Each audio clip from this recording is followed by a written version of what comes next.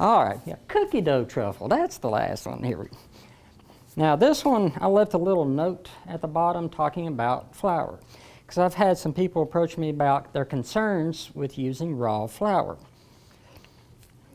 Typically, flour itself, kept dry and kept well contained, you usually don't have to worry about it. People talk about eating raw cookie dough and stuff, typically the egg, but the eggs being pasteurized, a lot of times they always have concerns about the flour. So one of the things that a lot of people are doing now is that they're microwaving their flour, which if you saw earlier when I put the butter in, I was grabbing my flour out. What you want to do is you want to microwave that every 15 to 20 seconds, stir it up so that way it's not browning it and scorching the center of it, and get it up to about 160 degrees. We should take roughly about a minute and 15 seconds. And then it should be perfectly safe to eat raw like that. The only other concern about eating raw dough is that, starch, some people it may cause them stomach problems, but with this dessert you're going to find it's real rich. Not too many people are going to eat a lot of these, so yeah, you're really not going to run into that problem as much. Okay, with that said, we're going to go ahead and start making our cookie dough. All right. And basically this is going to be almost like kneading dough itself. So this is another reason why I like using the hands-on for this one. Grab your butter there. And let's see. Go ahead and bring my flour over here. And brown sugar. Okay. Basically, you're just wanting to incorporate that brown sugar into the butter itself.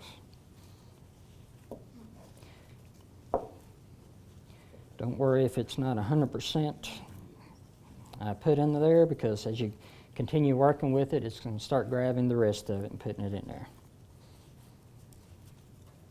Okay. Just get to where basically you can pull a nice hard ball out of it. Okay. Then we're going to take just a pinch of salt.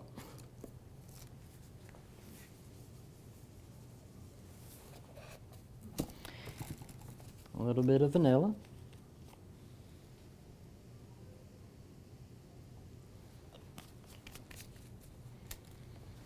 Okay. Continue kneading it in there. Okay, next thing we're going to be doing, we're going to add the flour and the condensed milk. You want to kind of split it up. Add a little bit of the flour and then a little bit of the milk.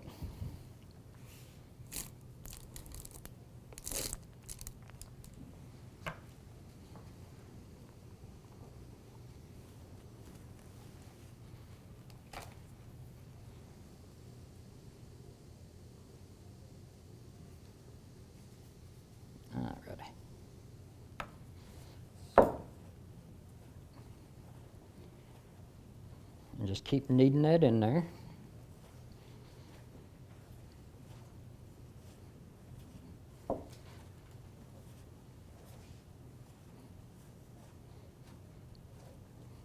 It'll start roughly forming a ball there. So you go ahead and add the rest of the flour and the rest of the condensed milk.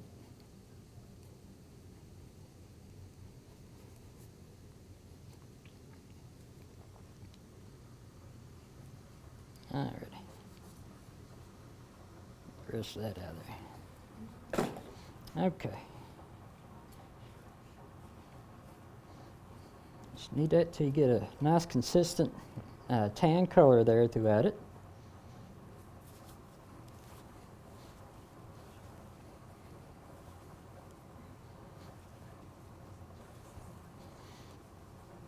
And get it, just start folding it over now.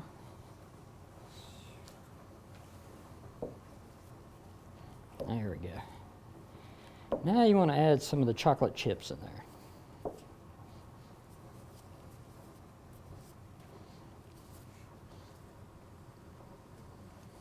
Which of course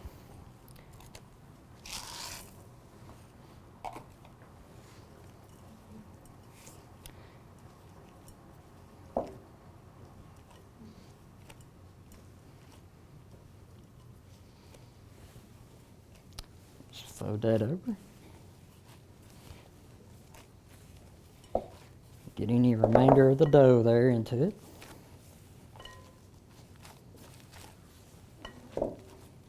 Okay.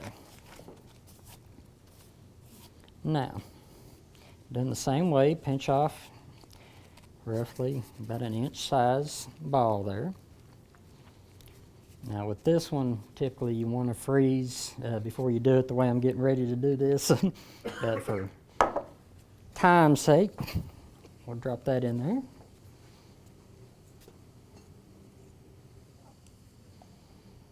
Just cover that with the chocolate, which you can use a spoon if you want. If you don't want to use the spatula, that's just as fine. Just make sure and get that excess dripping off there.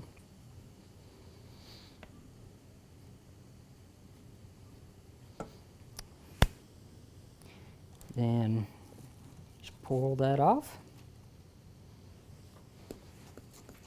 And with these, you definitely want to make sure and let those cool down in the refrigerator or a freezer after you've made these for at least another 30 minutes. Let the shell really harden up, and you can decorate them the same way. Or you can sit there and take, like the crumble cookies that we have, you can roll each one individually into that. Even just regular cocoa powder or cookie crumb or vanilla wafer crumbs, I roll them in that. It goes really good for presentation and also for flavor. And of course, we have these pre-made.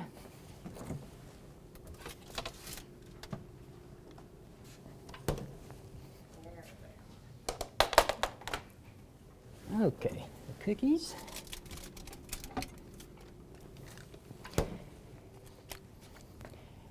Now, I've had a lot of people ask, could you put these in the tins for Christmas? You could, just make sure to let them know you still want to let them refrigerate. It's okay to keep them out, but if it gets a little too warm, it can cause it to melt and or become sticky to it. All right, I'll go ahead and get... What was the other thing you said besides the chocolate crumbs and the vanilla wafer crumb? There was something else you said. Cocoa powder. Oh, Cocoa powder, And also coconut flakes, the unsweetened coconut flakes. You can roll them in that too. And that tastes really good too. That's actually one of my favorites. All right. What about peanut butter ball? The peanut butter, yes, you can do the same thing, the same technique, mixing in with the peanut butter. You can also add, instead of adding the chocolate chips, add about 3 tablespoons of peanut butter in with that mix and mix it up and give you like a peanut butter cookie dough that way. And that would work really well.